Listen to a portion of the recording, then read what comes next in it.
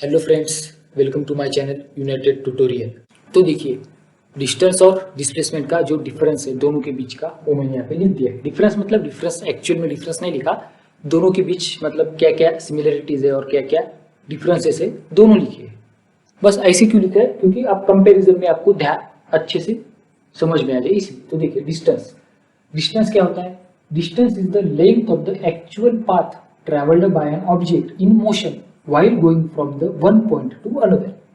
इसका मतलब क्या है? Distance is the length of the actual path travelled by an object. Object जो एक्चुअल पाथ ट्रेवल करता है उसकी जो लेंथ होती है वो होता है डिस्टेंस। और डिस्टेंस इनिशियल और फाइनल पॉइंट के बीच में होता है, स्टार्टिंग और फिनिशिंग पॉइंट हम उसे बोल सकते हैं। उन दोनों के बीच ऑब्जेक्ट जाता है, मतलब जो एक्चुअल पाथ फॉलो करता है उसे हम डिस्टेंस बोलते हैं। और डिस्प्लेसमेंट क्या है? Displacement is the minimum distance between the starting and finishing point. Object इस पॉइंट से इस पॉइंट में गया तो इन दो पॉइंट के बीच में जो मिनिमम डिस्टेंस होगा वो होगा डिस्प्लेसमेंट। अभी जरूरी नहीं है कि ऑब्जेक्ट उसी पाथ को फॉलो करे, उसी पाथ से ऑब्जेक्ट जाए, ये जरूरी नहीं है। यहाँ पे कैसे लिखा हुआ है कि actual path travelled by an object, मतलब ऑब्जेक्ट जो पाथ ट्रेवल करता है वो हो गया डिस्टेंस। कौन सा भी पाथ हो जो ऑब्जेक्ट ट्रेवल करता है उसकी लेंथ हो गई डिस्टेंस। यहाँ पे ऐसा लिखा है क्या ट्रेवल्ड बाय ऑब्जेक्ट? कहीं पे तो है क्या यहाँ पे ट्रेवल्ड बोल के है क्या? नहीं, यहाँ पे ट्रेवल्ड का कोई भी मतलब नहीं है। क्यों? क्योंकि यहाँ पे सिर्फ क्या चाहिए हमें, जो स्टार्टिंग पॉइंट है और जो फिनिशिंग पॉइंट है, मतलब इनिशियल पॉइंट और फाइनल पॉइंट, इन दोनों के बीच जो मिनिमम डिस्टेंस है वो हमें चाहिए, और वो हो गया displacement. Displacement is the minimum distance between the starting and finishing point. भले ऑब्जेक्ट उस पाथ से जाए न जाए उसको कोई लेना देना नहीं। डिस्प्लेसमेंट मतलब स्टार्टिंग और फिनिशिंग पॉइंट के बीच का मिनिमम डिस्टेंस। और जो डिस्टेंस होता है एक्चुअल में वो क्या होता है? Length of the actual path travelled by an object between one point to another और starting point to finishing point. और ऑब्जेक्ट जब मोशन में होता है तभी वो ट्रैवल करता है, ये तो आपको पता है। तो जो डिस्टेंस है उसका यूनिट है मीटर। ये तो हम सब पहले से जानते होंगे कि डिस्टेंस का यूनिट मीटर होता है, SI unit. SI unit of distance is metre. अभी जैसे कि डिस्प्लेसमेंट का भी एसआई यूनिट मीटर है। क्यों? क्योंकि डिस्प्लेसमेंट भी एक तरीके का डिस्टेंस ही है, सिर्फ वो स्पेशल वाला डिस्टेंस है। स्पेशल क्यों है? क्यों स्पेशल है? क्योंकि वो मिनिमम पाथ है, मिनिमम शॉर्टेस्ट। और एक चीज उसको स्पेशल बनाती है, वो मैं आपको बताता हूँ आगे, है अपने पॉइंट में ये। तो उसका जो एसआई यूनिट है वो मीटर। सीजीएस यूनिट है सेंटीमीटर, दोनों का। डिस्प्लेसमेंट का भी SI unit metre, CGS unit centimetre. Distance का भी SI unit metre, CGS unit centimetre.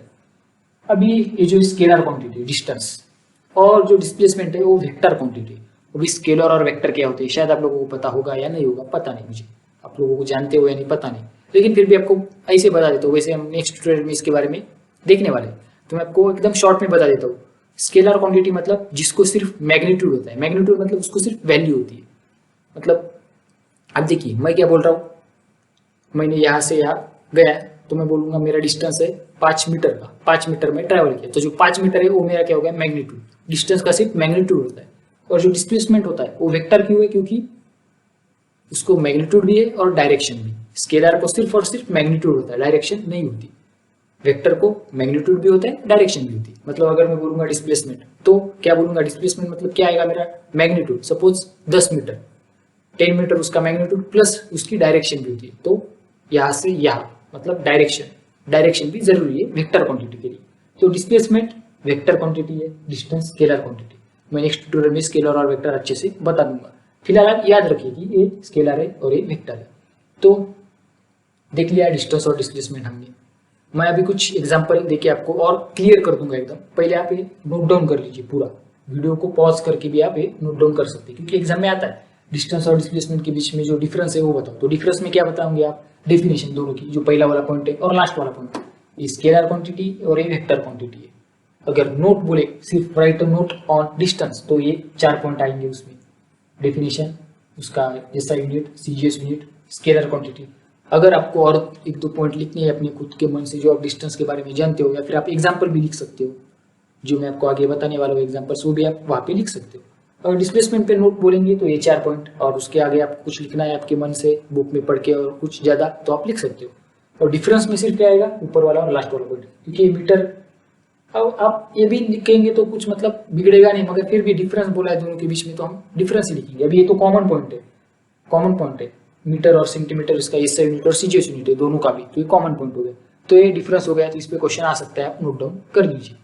तो चलिए मैं आपको एग्जाम्पल देके अच्छे से लास्ट बार समझा देता हूँ। तो देखिए हमारे पास एग्जाम्पल क्या है, देखिए एक सर्कुलर ग्राउंड है, मतलब सर्कुलर मतलब को होता है सर्कल, गोल जिसे हम बोलते हैं सर्कुल, वर्तुल, सर्कुलर ग्राउंड है। अब एक लड़की है स्वराली, जिसका नाम है स्वराली नाम की एक लड़की, ये नाम आपके बुक में दिया गया है, टेक्स्ट बुक, मैं मेरे मन से नहीं दे रहा। तो ये स्वराली नाम की एक लड़की है जो क्या कर रही है, ये वाला पॉइंट है, यहाँ से लेके सुबह सुबह जॉगिंग करते, पता है आपको जॉगिंग करते बहुत सारे लोग, तो सुबह सुबह जॉगिंग करने निकली वो, कहाँ से निकली, इस पॉइंट से, ए पॉइंट से, ये जो ए पॉइंट मैंने डिनोट किया है यहाँ से निकली जॉगिंग करते करते, और एक चक्कर पूरा लगा के फिर इसी उसी पॉइंट पे वापस आ गई, मतलब ए पॉइंट से निकली, पूरा सर्कल जॉगिंग करते करते गई और फिर उसी पॉइंट पे वापस आ गई। तो अब उस जो ग्राउंड है सर्कुलर ग्राउंड, उसकी रेडियस है 100 मीटर, 100 मीटर उसकी रेडियस है। तो अब मुझे आप बताइए कि उसका डिस्टेंस क्या होगा और उसका डिस्प्लेसमेंट क्या होगा। तो जैसे हमने बताया, डिस्टेंस की डेफिनेशन हमने देखी क्या थी, actual path followed by an object, sorry मतलब एक्चुअल पाथ नहीं, length of an actual path, length of the actual path followed by an object in the motion from starting point to finishing point. मतलब start किसी point से किया, and किसी point पे किया, तो उन दोनों के बीच में जो भी पाथ फॉलो करेगा ऑब्जेक्ट, उस पाथ की लेंथ मतलब डिस्टेंस। अभी यहाँ पे हमारा स्टार्टिंग पॉइंट कौन सा है, ये स्टार्टिंग पॉइंट से, क्योंकि ए से वो लड़की निकली थी दौड़ते दौड़ते, तो ये हमारा स्टार्टिंग पॉइंट। तो फिनिशिंग पॉइंट कौन सा है, लास्ट, यही पॉइंट है लास्ट वाला, यही है ना लास्ट वाला पॉइंट भी। स्टार्टिंग पॉइंट हमारा ये है, फिनिशिंग पॉइंट यही है, क्योंकि वो यहीं पे आके रुकी, लेकिन उसने पाथ कौन सा फॉलो किया, उसने जो पाथ फॉलो किया ये वाला सर्कुलर पाथ फॉलो किया, यहां से निकली और यहीं पे आ गई, तो ये उसने पाथ फॉलो किया। तो हमें क्या निकालना है, डिस्टेंस मतलब length of the path followed by the object. अभी ये जो लेंथ है इस पाथ की वो हमें निकालनी है, और लेंथ मतलब ये यहाँ से निकली और ऐसे आ गई, तो ये होगी उसकी पूरी लेंथ। तो इसकी लेंथ क्या आएगी, सिंपल सी बात है, हमको पता है इसकी जो लेंथ आएगी इस पाथ की, वो होगा उसका सरकमफरेंस। ये जो सर्कल है उसका सरकमफरेंस, सरकमफरेंस मतलब आपको पता है सरकमफरेंस, परिघ, वर्तुळाचा परिघ सरकमफरेंस। तो सरकमफरेंस की मतलब क्या फार्मूला क्या है सरकमफरेंस का, मैथ में तो आपने पढ़ा होगा, 2πr, हमको पता है r मतलब रेडियस ऑफ द सर्कल, जो हमें दिया गया है 100 मीटर। तो डिस्टेंस क्या आएगा, देखिए आप, डिस्टेंस आएगा 2πr, 2πr, 2πr, r मतलब रेडियस। तो देखिए 2 इंटू पाई की वैल्यू 22/7, 22/7 या फिर 3.14 भी हम बोल सकते हैं, 22/7 इंटू r 100 मीटर है, तो 100। तो जब हम कैलकुलेट करेंगे तो हमें क्या मिलेगा, 628.6 मीटर। डिस्टेंस हमें मिल गया है 628.6 मीटर, जब हम इसे कैलकुलेट करेंगे तो हमें मिल जाएगा 628.6 मीटर। जो मीटर है यूनिट है डिस्टेंस का, तो यूनिट लिखना कभी मत भूलिए। जब भी आप कोई फिजिकल क्वांटिटी के बारे में लिखते हैं, उसका मैग्नीट्यूड लिखते हैं, अब ये क्या होगा, डिस्टेंस का मैग्नीट्यूड, उसकी वैल्यू है ना ये, तो इसका मैग्नीट्यूड है, तो उसके साथ उसका यूनिट लिखा कीजिए ध्यान से। उसका यूनिट क्या है डिस्टेंस का, मीटर, ऐसा यूनिट हमें रेडियस मीटर में दी गई है, तो हमें डिस्टेंस मीटर में मिल गया। तो 2πr मतलब उसका डिस्टेंस आ गया, जिस पॉइंट से निकली उसी पॉइंट पे आ गई, लेकिन जो पाथ फॉलो किया उसकी लेंथ हमें निकालनी थी, तो हमने निकाली। अब डिस्प्लेसमेंट क्या होगा, आप मुझे बताइए, डिस्प्लेसमेंट क्या होगा। डिस्प्लेसमेंट हमने देखा था, डिस्प्लेसमेंट मतलब स्टार्टिंग पॉइंट और जो फिनिशिंग पॉइंट है उन दोनों के बीच का मिनिमम डिस्टेंस, मिनिमम डिस्टेंस उन दोनों के बीच का, हम या फिर बोल सकते हैं shortest path between starting point and finishing point. अभी हमारे पास स्टार्टिंग पॉइंट कौन सा है, हमारे पास स्टार्टिंग पॉइंट है ए, फिनिशिंग पॉइंट भी यही है। देखिए आप, starting point A, finishing point भी यही है। तो स्टार्टिंग पॉइंट और फिनिशिंग पॉइंट के बीच का डिस्टेंस कितना आ गया हमारा, क्या आ गया, 0। ए पॉइंट से कितना दूर है, पॉइंट ए जो है वो पॉइंट ए से ही कितना दूर है, खुद से कितना दूर है, मतलब मैं कहूंगा मैं जो खुद से कितना दूर हूं, 0, खुद से कितना दूर हूं, 0 मीटर दूर हूं। तो डिस्प्लेसमेंट कितना आ गया मेरा,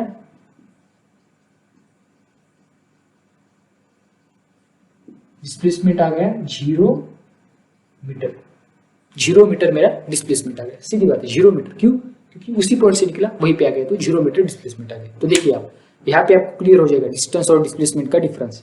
डिस्टेंस मतलब क्या होता है, ऑब्जेक्ट जो एक्चुअल पाथ फॉलो करता है उसका लेंथ होता है डिस्टेंस, और डिस्प्लेसमेंट जो होता है वो स्टार्टिंग पॉइंट और फिनिशिंग पॉइंट के बीच का मिनिमम डिस्टेंस या फिर शॉर्टेस्ट डिस्टेंस। तो हमारे पास स्टार्टिंग और फिनिशिंग पॉइंट एक ही था, तो उसके बीच का जो मिनिमम डिस्टेंस होगा वो क्या होगा, 0। सीधी सी बात है। तो आ गया।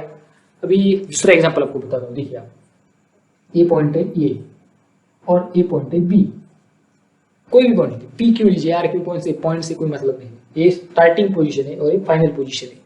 तो कार यहां से यहां गई, ए से बी एकदम स्ट्रेट लाइन में है, ये स्ट्रेट लाइन में एकदम ऐसे गई, ए से बी गई।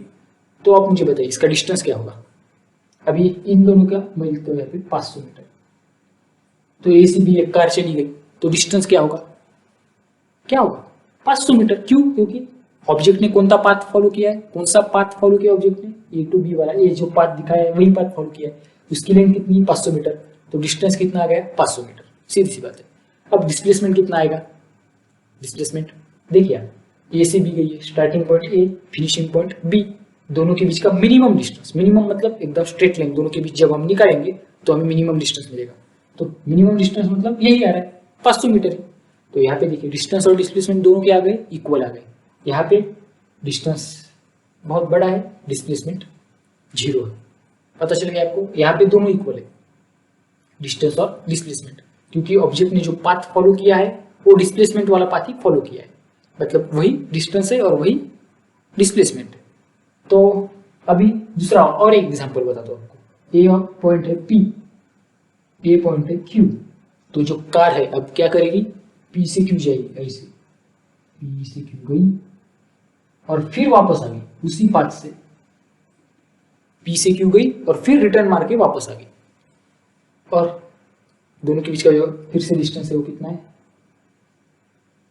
500 मीटर ही है।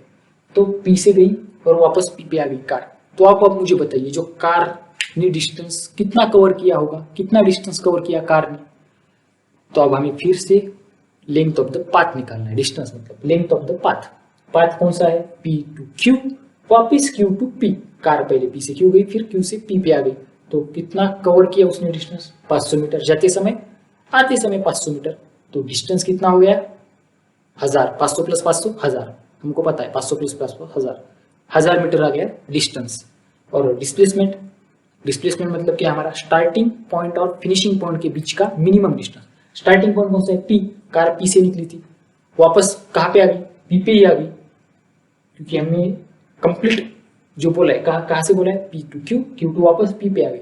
तो अब हमें डिस्प्लेसमेंट बोल पता करना है, तो पी पे वापस आ गई, स्टार्टिंग पॉइंट भी पी, फिनिशिंग पॉइंट भी पी, एक ही पॉइंट से गई और वापस उसी पॉइंट पे आ गई। तो डिस्प्लेसमेंट फिर से 0, क्यों, क्योंकि अभी पी पॉइंट का पी पॉइंट से मिनिमम डिस्टेंस कितना हुआ 0, तो डिस्प्लेसमेंट 0।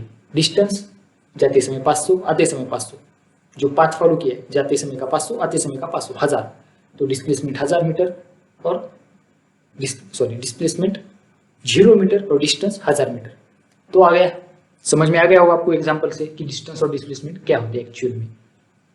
अब मैं सपोज करूंगा एक ऑब्जेक्ट यहाँ से निकला और ये पॉइंट है यस, मतलब यहाँ से निकला नहीं, यस पॉइंट है, वहां पे एक ऑब्जेक्ट खड़ा हुआ है, सपोज मैं ही हूँ, मैं इस जगह पे खड़ा हुआ, स्टेशनरी हूँ एकदम।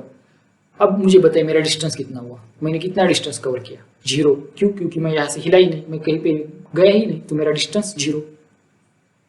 मैंने कोई पाथ फॉलो नहीं किया तो लेंथ 0 आ गई ना, कोई पाथ ही फॉलो नहीं किया, मैं यहीं पे खड़ा हूँ, तो 0 आ गया डिस्टेंस मेरा। डिस्प्लेसमेंट 0, क्यों, क्योंकि मैं यहाँ से हिला ही नहीं, तो मेरा स्टार्टिंग पॉइंट भी यही, फिनिशिंग पॉइंट भी यहीं पे, तो मिनिमम डिस्टेंस 0, तो डिस्टेंस भी 0, डिस्प्लेसमेंट भी 0। तो देखिए डिस्टेंस भी 0 आ रहा है, डिस्प्लेसमेंट भी 0 आ रहा है। कब, जब वो स्टेशनरी होता है ऑब्जेक्ट, जब ऑब्जेक्ट स्टेशनरी होता है तो डिस्टेंस भी 0, डिस्प्लेसमेंट भी 0। और जब स्टार्टिंग पॉइंट और फाइनल पॉइंट एक ही होता है, यहाँ पे भी स्टार्टिंग पॉइंट और फाइनल पॉइंट एक ही है, यहाँ पे भी स्टार्टिंग पॉइंट और फाइनल पॉइंट एक ही है, तो ऐसे समय में डिस्टेंस 0 नहीं होता, क्योंकि कुछ ना कुछ पाथ फॉलो करके वो वहां पे आया है, स्टार्टिंग पॉइंट से जाके कुछ पाथ फॉलो करके फिर वहीं पे आ गया, तो कुछ तो पाथ फॉलो किया, मतलब उसकी लेंथ है, मतलब डिस्टेंस है। तो डिस्टेंस ऐसे वक्त 0 नहीं, लेकिन डिस्प्लेसमेंट 0, क्योंकि स्टार्टिंग पॉइंट और फाइनल पॉइंट एक ही है, तो डिस्प्लेसमेंट 0। तो मैं आपको बताना क्या चाहता था कि जो डिस्प्लेसमेंट होता है वो हमेशा कम होता है, डिस्टेंस है या फिर उसके बराबर होता है। मतलब मैं यहाँ पे ऐसे बोल सकता हूँ, डिस्टेंस इज ग्रेटर देन और इक्वल टू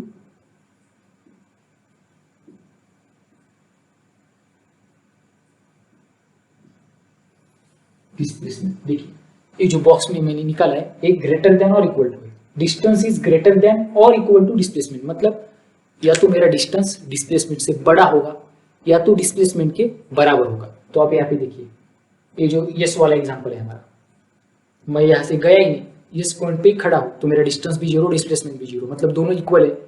यहाँ पे देखिए ए टू बी गया एकदम स्ट्रेट तो मेरा डिस्टेंस भी 500 मीटर आ गया, डिस्प्लेसमेंट भी 500 मीटर आ गया, दोनों इक्वल आ गए मेरे, आ गए इक्वल। लेकिन यहाँ पे देखिए यहाँ पे क्या है, ये पॉइंट से गया फिर से ये पे आ गया घूम के तो मेरा डिस्प्लेसमेंट जीरो, लेकिन मेरा डिस्टेंस इतना आ गया तो मेरा डिस्टेंस क्या है अभी जीरो नहीं है, डिस्टेंस बड़ा है। और यहाँ पे भी पी से गया वापस पी पे आ गया तो मेरा डिस्टेंस 1000 मीटर, डिस्प्लेसमेंट जीरो, वही पॉइंट पे आ गया वापस तो डिस्प्लेसमेंट जीरो। तो यहाँ पे भी मेरा डिस्टेंस बड़ा है। तो मतलब डिस्टेंस जो होता है वो हमेशा डिस्प्लेसमेंट से बड़ा होता है या फिर उसके बराबर होता है। यहाँ पे बड़ा है, यहाँ पे बड़ा है, यहाँ पे इक्वल है यस वाले एग्जांपल में, और यहाँ पे भी इक्वल है। तो मतलब या तो इक्वल होगा या बड़ा होगा, डिस्टेंस कभी कम नहीं हो सकता डिस्प्लेसमेंट से, क्योंकि डिस्प्लेसमेंट भी एक तरीके का डिस्टेंस ही है। पता है ना आपको, यहाँ पे देखा आपने कि ए टू बी एकदम स्ट्रेट पाथ फॉलो किया तो वो डिस्प्लेसमेंट हो गया, और वही पाथ फॉलो किया इसलिए वो डिस्टेंस भी हो गया। तो डिस्टेंस डिस्प्लेसमेंट भी एक तरीके का डिस्टेंस ही होता है, इसलिए हमेशा डिस्टेंस बड़ा होता है या तो इक्वल टू होता है डिस्प्लेसमेंट से। तो हो गया आपको क्लियर। आशा करता हूँ कि आपको सब समझ में आ गया होगा। मैंने काफ़ी सारे एग्जाम्पल देके आपको बता दिया है, आपको डिस्टेंस और डिस्प्लेसमेंट कंपेरिजन में भी आपको समझा दिया, तब ताकि आपको आसान जाए। मोशन क्या होती है आपको समझ में आ गया, विथ रिस्पेक्ट टू कैसे समझना है हमको किसी के रिस्पेक्ट में।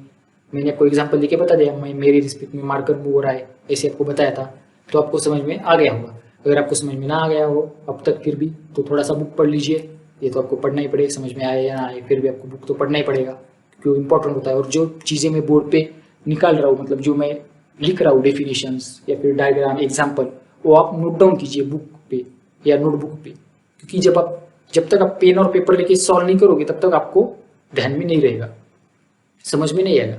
ऐसे आपको लगेगा समझ में आ रहा है मेरे, लेकिन जब आपकी लिखने की बारी आएगी एग्जाम में तब आपको कुछ नहीं आएगा। इसलिए पेन और पेपर लेके प्रैक्टिस कीजिए, और ये जो सारे एग्जाम्पल मैंने बताए हैं वो अच्छे से समझ के लीजिए, कैसे वर्क किया है सब कुछ मैं डिटेल में बता दिया आपको। और लास्ट में मैं आपको एक बात बताना चाहता हूँ कि मेरा जो चैनल है यूनाइटेड ट्यूटोरियल, उसको सब्सक्राइब कीजिए। सब्सक्राइब मतलब आपको पता है, रेड डब्बे में सब्सक्राइब लिखा हुआ होता है, जब आप वीडियो ऑन करते हैं तो नीचे तो उसे हिट कीजिए, उस बटन को दबा दीजिए, सब्सक्राइब कर दीजिए चैनल को, और बेल आइकॉन को ऑन कीजिए। बेल आइकॉन मतलब वो घंटा वाला साइन होता है, उसको दबा दीजिए। क्यों? क्योंकि आपको जैसे मैं अगले और वीडियोस डालूंगा आपको नोटिफिकेशन मिल जाएगा, आपको पता चल जाएगा। तो सब्सक्राइब कीजिए, और अगर आपको मेरा वीडियो अच्छा लगे तो लाइक कीजिए, नीचे लाइक वाला होता है ऐसा बटन, उसको भी दबा दीजिए, लाइक कीजिए मेरे वीडियो को। और ये जो वीडियो है अपने फ्रेंड में शेयर कीजिए ताकि सब लोग ये देख पाए, सब लोग सीख पाए। तो लाइक कीजिए, शेयर कीजिए, सब्सक्राइब कीजिए। ये फॉर्मल बातें मैंने आपको बता दी, और अच्छे से नोट डाउन कीजिए, सारी बातें अच्छे से लिख के लीजिए। तो चलिए अब हम मिलते हैं नेक्स्ट ट्यूटोरियल में, तब तक के लिए बाय बाय, टेक केयर।